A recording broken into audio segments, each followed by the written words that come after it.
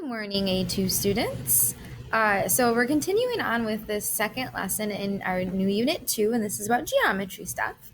And so this lesson is continuation of bisector.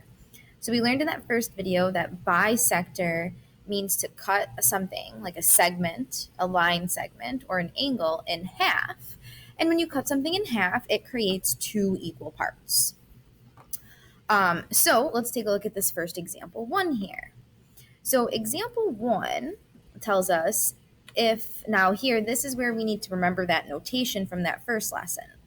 So that little line with the one arrow on it, that is talking about a ray. This is ray QR. So if ray QR bisects angle PQS, what two angles would have the same measurement? So ray QR, that's this guy right here. This is ray QR. That bisects, and remember, we're looking at that word bisect and knowing that bisect means to cut into two equal parts. The more you use and write down that vocabulary, the easier it's going to be for you to remember it. So what two angles would have the same measurement? Okay, so if it's cutting this big outside angle, PQS, it's cutting that in half. The two smaller angles that would have the same measurements is this angle right here and then this other angle right here. So that first angle would be angle PQR. So I'm using that notation, angle PQR, and the other angle that would be equal to that one is this one down here, which would be RQS. An angle, okay, that angle, struggling here. Anyways, okay. So angle RQS. So now those two angles also do have other names. I could call them something else.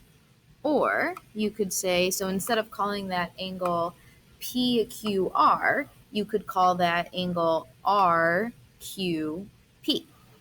But notice, it's very important that the Q is the piece that stays in the middle. And so then this other one, instead of calling this RQS, I can call that angle SQR. But remember, that middle point has to be in the middle, that Q. And just to reiterate, these are the same angles. Well, yeah, these two are the same, and these two are the same. Okay, let's look at part B. So if the measure of angle PQS is equal to 88, what must angle PQR be? So PQS, I'm going to clear out my diagram here. PQS is 88. So I'm going to put that in purple. PQS. So that's this entire angle. This whole angle is 88 degrees. The entire angle. So then they're asking me, what must the measure, remember that M stands for measure, what must the measure of angle PQR be? So they're looking for this little angle here. So now remember, they told us that ray QR, which I'm going to highlight in yellow, they told us that this bisects or cuts it into two equal parts.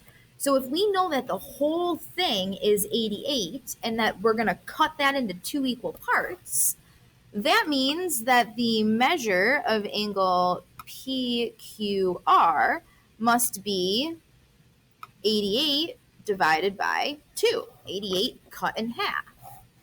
Therefore, the measure of angle PQR is equal to, oh my goodness, 44 degrees. Boom. And again, that's because the bisector cuts in half.